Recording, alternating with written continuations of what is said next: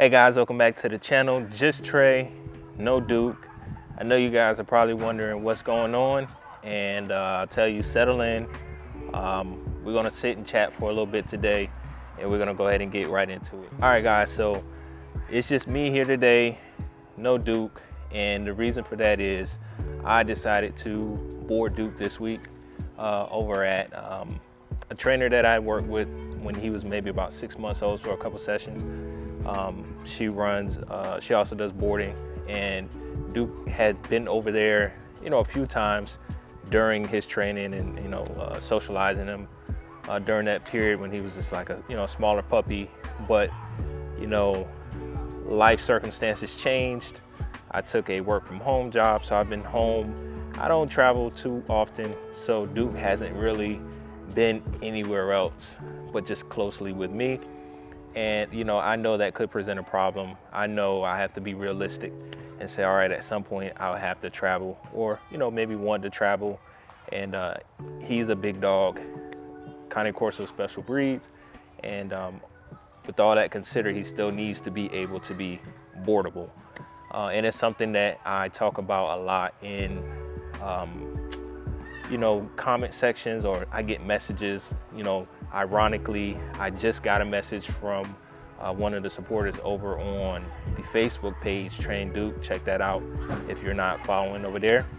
But one of her main questions was that she wanted a Cane Corso, and she specifically asked about boarding.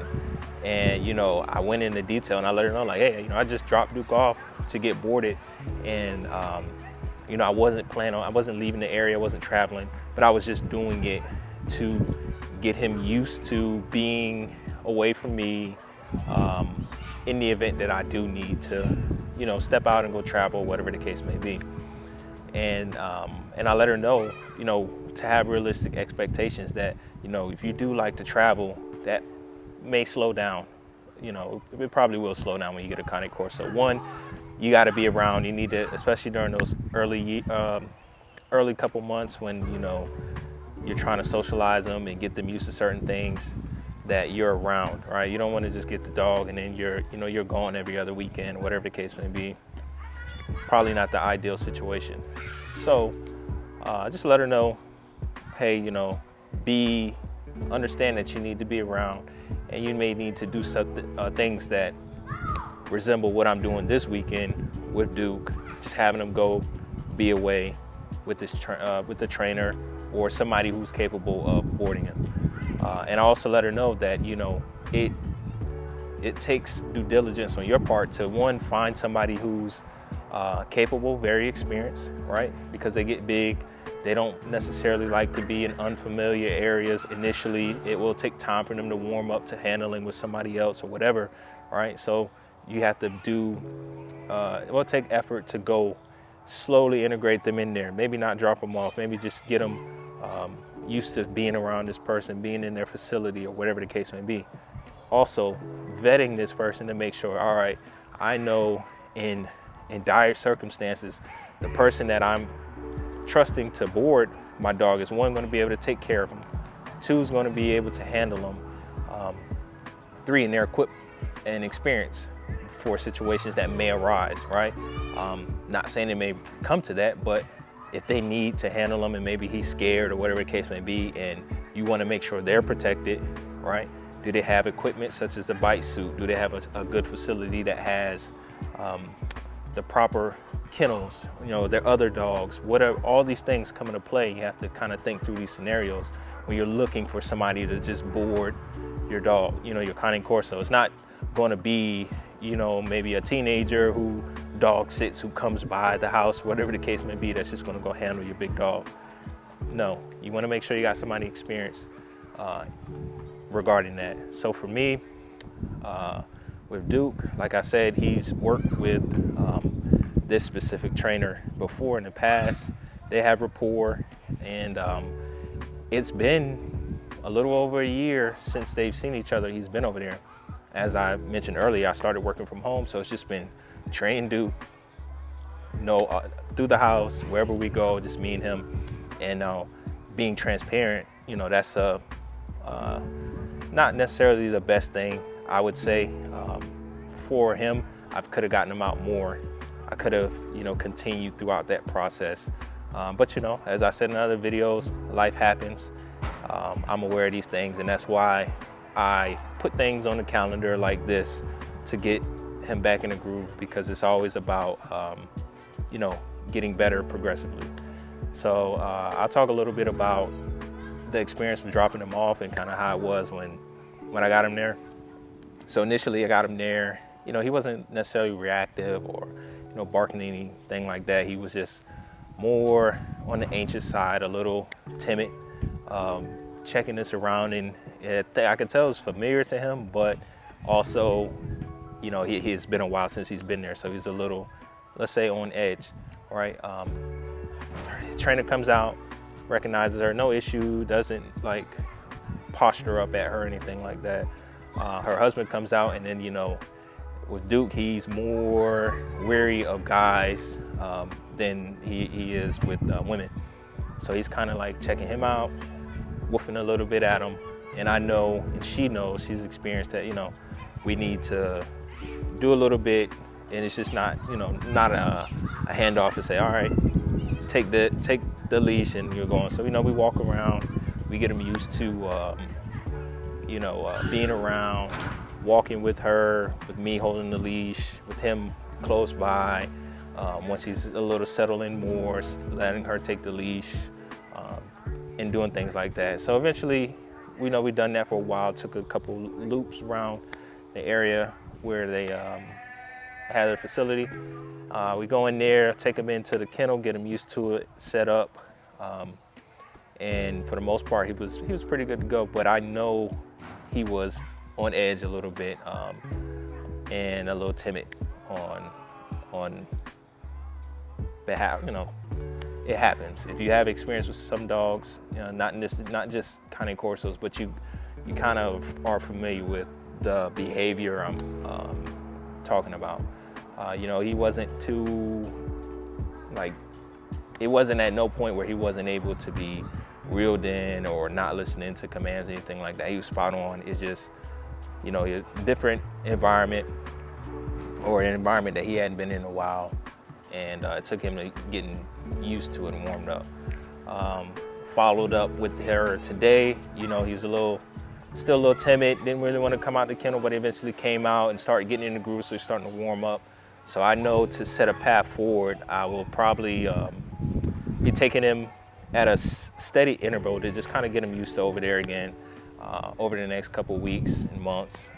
So in the event that something comes up, or I do want to plan a trip or something, maybe with the kids, I know I have somebody here that can handle him and I can put him in a situation where, he's not going to be set up for failure. I know he'll be taken care of. I won't be putting anybody at risk or anything like that. Something that I also did was, when Duke was small, was I muzzle trained him. All right, it's something where you say, well, all right, I'd rather be sure always, you know what I mean? And I don't want to put anybody at risk. Say he's timid, or he's afraid, or he's just whatever, he doesn't know, and say he does react. I don't want anybody getting bit or anything like that. Like I mentioned in other videos, anything that happens when you got a Conning Corso, any other dog, you're the owner, you're responsible, you'll be held liable. And I rather be safe than put somebody at risk, or whatever the case may be. So, I did muzzle him initially, and we worked through, comfort levels. The muzzle's always available. It's not always a situation where, let's say, I just gotta, muzzle him, or whatever the case may be. I'm not one to try to make people uncomfortable. And I'm not speaking specifically to his trainer or anything like that, or, where he's being boarded. But just in general, if I take him out to the vet, or if I know I'm bringing somebody into my house or something like that, I'll grab his muzzle, I'll muzzle him, just to kind of put him at ease. Not saying put them at ease, because I've come to realize that people are fearful of dogs. And since having Duke, I realized that, people are very fearful of big dogs, right? And it's not like they're, he's overly snapping at anybody or whatever the case may be, but it kind of puts them at ease to say, all right, I'll, be more willing to be around him, or I'm okay, whatever the case may be, because I know the bite risk isn't there. You know what I mean? So I did muzzle train him. That's a safeguard put in place. He's over there, he's doing well. I'm sure he's missing me. There was times when I kind of sagged back when he was walking on the lead with her, and he would stop and look back, and it was kind of like I could connect it to like when I used to drop my son off at daycare when he was young.